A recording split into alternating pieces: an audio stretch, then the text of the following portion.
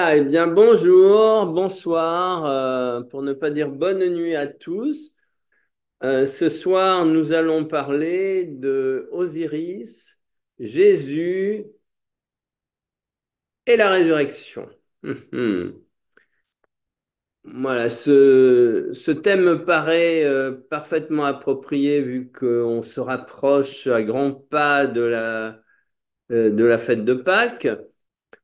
Alors, bien sûr, la première chose qui vient à l'idée avec la fête de Pâques, eh bien, c'est la crucifixion et c'est la résurrection. Voilà, et j'ai donné une conférence déjà qui s'intitule Quelle est la différence entre la résurrection et l'ascension? Voilà, et je vous rappelle que la résurrection implique le passage par la mort, alors que l'ascension se fait pour quelqu'un de vivant. Ah, avec l'ascension, c'est quelqu'un qui est vivant, qui passe du monde visible au plan invisible. Alors évidemment, ce que nous faisons, on va dire, dans le travail de méditation Merkaba Matrimondir, c'est qu'on s'entraîne dans l'espoir de pouvoir emprunter le chemin d'ascension euh,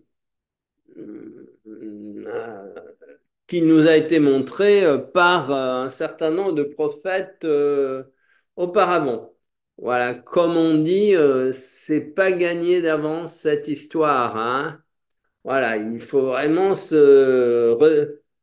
retrousser les manches et puis travailler avec beaucoup, beaucoup de constance, hein. Et puis après, on verra bien ce qui se passera. C'est ça la surprise de la vie.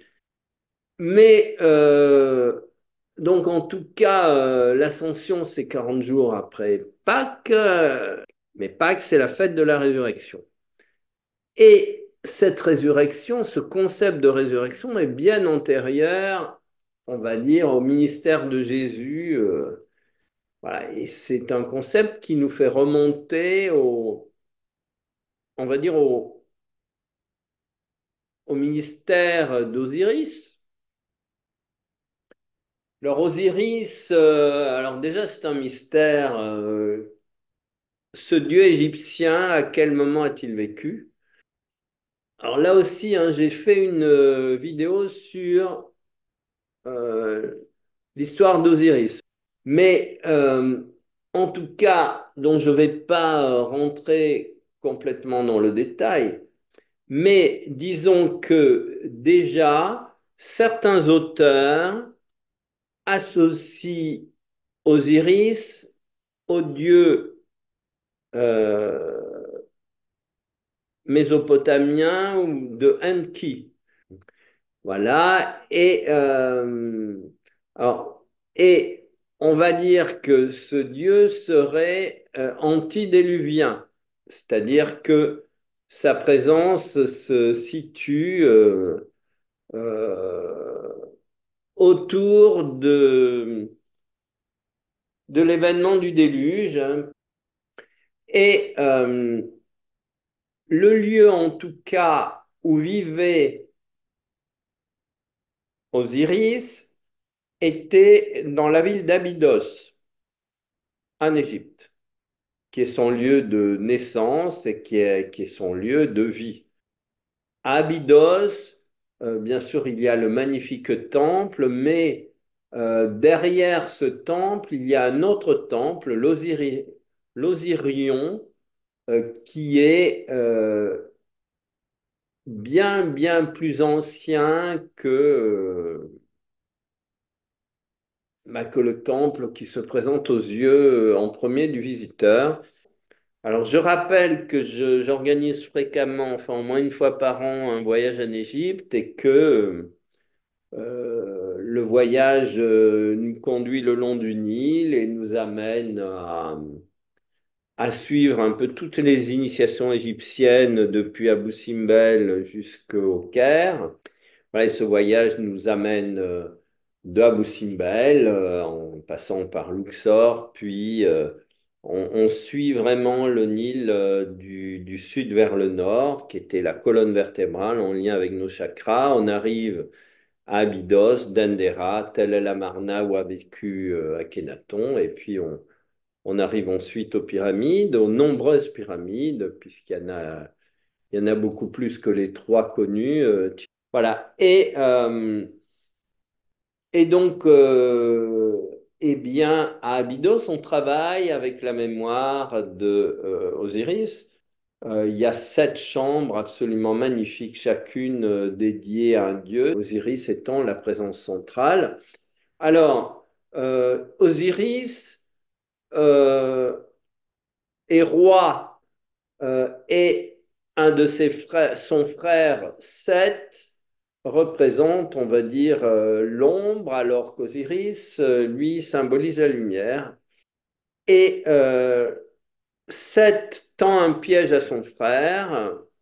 Au retour d'un voyage, il organise une fête et à la fin de cette fête, on a le droit, quelqu'un va gagner un magnifique sarcophage qu'il a fait fabriquer.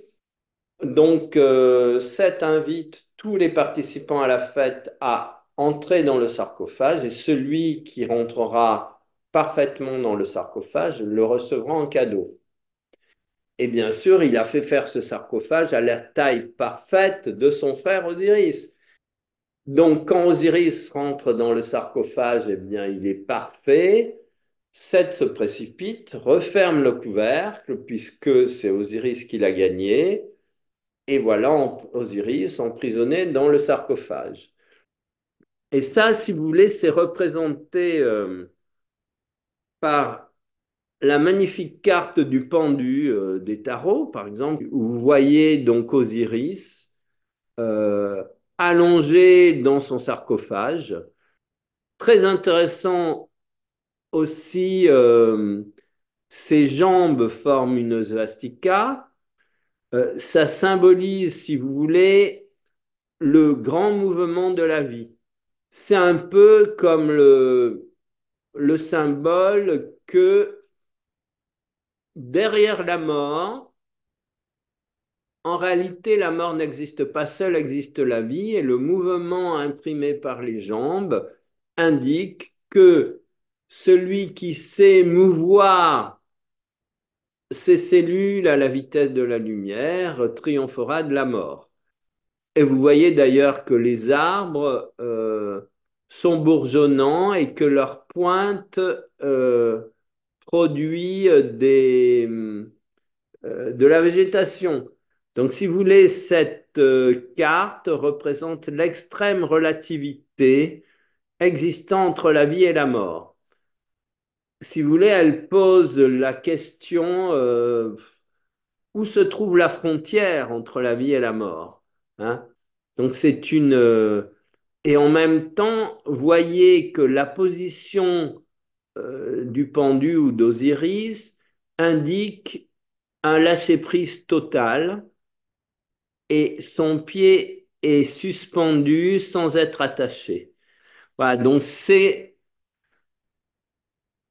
on va dire, cette carte pose un peu tout le mystère de ce grand passage entre la vie et la mort, et puis entre la mort et la vie. Alors, donc Osiris est recueilli par ses deux sœurs, Isis et Nephthys, et est ramené à la vie. Alors, il y a aussi dans le livre des morts, dans les inscriptions funéraires égyptiennes, il y a une autre histoire.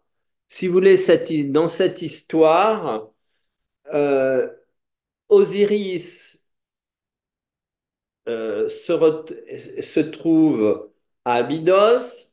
Euh, la ville est attaqué par les disciples de Seth. Il y a un traître on va dire, qui les laisse entrer. Euh, Osiris est fait prisonnier, il est traîné sur le sol, il est attaché à un arbre et il est crucifié. Voilà. Et ça, c'est absolument extraordinaire parce que c'est exactement le, bah, l'histoire qu'on va retrouver avec Jésus. Et puis, il y a une autre histoire aussi. Après la résurrection, en fait, le sarcophage dans lequel Osiris a été mis et jeté dans le Nil par Seth, il va dériver jusqu'à Byblos au Liban, et là, et c'est là-bas qu'Isis va retrouver Osiris et le ramener en Égypte. Et c'est là qu'elle va ressusciter Osiris dans une des histoires, hein, et qu'elle va lui permettre d'enfanter Horus. Et Seth, refait prisonnier, récupère Osiris, et là, il le coupe en 14 morceaux qui sont jetés dans le Nil. Biou, biou. La Seth ritrova Osiride, lo imprigiona di nuovo e lo taglia in 14 pezzi che butta nel Nilo. Et le Christ, il me semble, il y a 14 stations à Jérusalem pour aller jusqu'au Golgotha. Voilà, donc il y a une symbologie extraordinaire qui relie Osiris et Jésus, comme si Jésus était l'héritier direct d'Osiris. Et de fait, les chrétiens égyptiens, apparemment, immédiatement, ont relié l'histoire de Jésus à celle d'Osiris. Et si vous voulez, le christianisme égyptien est fortement teinté de mémoire osirienne. Voilà, donc, alors, très intéressant aussi, à partir du moment où il meurt, enfin, à partir de sa deuxième, du moment où il est coupé en morceaux, Isis réussit à recueillir, recoller tous les morceaux du corps éparpillé d'Osiris. Donc Osiris, de nouveau, est ressuscité quand Isis récupère tous ces morceaux. Il va manquer un morceau, c'est qu'elle ne retrouvera pas, c'est le sexe. Alors c'est intéressant parce que, et à partir de là, Osiris, qui a été pharaon du monde des vivants, devient, on va dire, le gardien du monde des morts. Évidemment, dans l'au-delà, le sexe n'a plus aucune raison d'être, ce qui veut dire que Osiris, à ce moment, en devenant le gardien du monde des morts, et va présider à tout le mécanisme de l'embaumement et de la vie post-mortem des défunts en Égypte. Mais ça signifie que, bien sûr, il a ascensionné dans le monde des morts, mais il est tout autant vivant dans le monde des morts qu'il était dans le monde des vivants, sauf qu'il est vivant d'une façon différente. Et on trouve un peu le même mécanisme pour Jésus. Voilà, et si vous voulez, à partir de là, Jésus, à la droite du Père, va attendre le moment du jugement dernier pour recevoir les morts dans la vie éternelle. Et il faut dire que le culte d'Osiris a duré des milliers d'années, probablement jusqu'à l'arrivée de celui de Jésus, hein.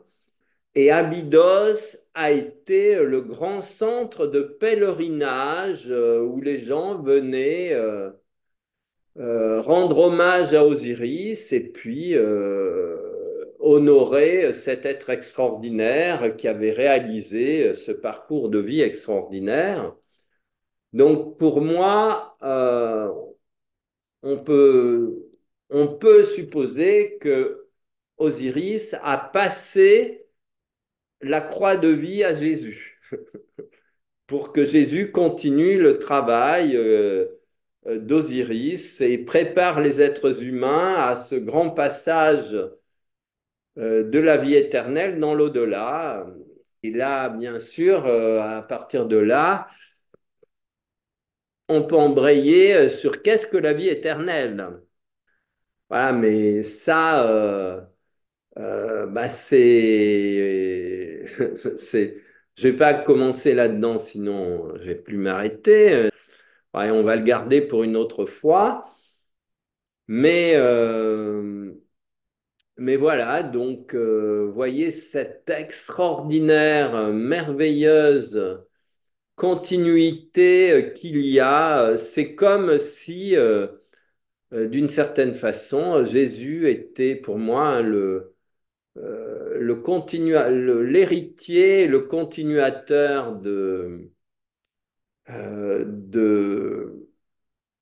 d'Osiris. Et voyez, Horus, le fils d'Osiris, est extrêmement guerrier, alors qu'Osiris représente vraiment l'enseignement de l'amour, puisque il se laisse vraiment porter par les événements et il ne résiste pas contre le destin que lui a préparé, on va dire, le monde divin. Il se soumet complètement. Et je trouve qu'il y a un lien extraordinaire entre l'acceptation osirienne de sa mission de vie et l'acceptation totale qu'a Jésus eh bien, du sacrifice par la crucifixion et par la résurrection et par l'ascension. Voilà, il y a un lien extraordinaire entre les deux histoires. Voilà, et ces deux histoires, eh bien, se rejoignent, je trouve, augmentent encore plus la puissance et la magnificence du mythe chrétien. Donc pour moi, ce n'est pas diminuer la puissance du mythe chrétien, c'est au contraire de mettre ce mythe encore plus en lumière. Voilà, bah écoutez, vive Pâques, Pâques arrive, et puis vive la résurrection pour chacun d'entre nous, et puis pourquoi pas, vive l'ascension. Voilà, et il semble vraiment que cette résurrection et cette ascension sont on va dire, les tâches qui sont assignées à tous les êtres humains et donc que chacun d'entre nous puisse faire cette expérience magnifique de cette transformation des cellules du corps en quelque chose d'immortel. Voilà, et donc que chacun d'entre nous puisse manifester cette mission christique. Merci infiniment. N'oubliez pas de partager, de mettre un pouce en l'air et de faire des commentaires car ça aide à la diffusion de ce travail.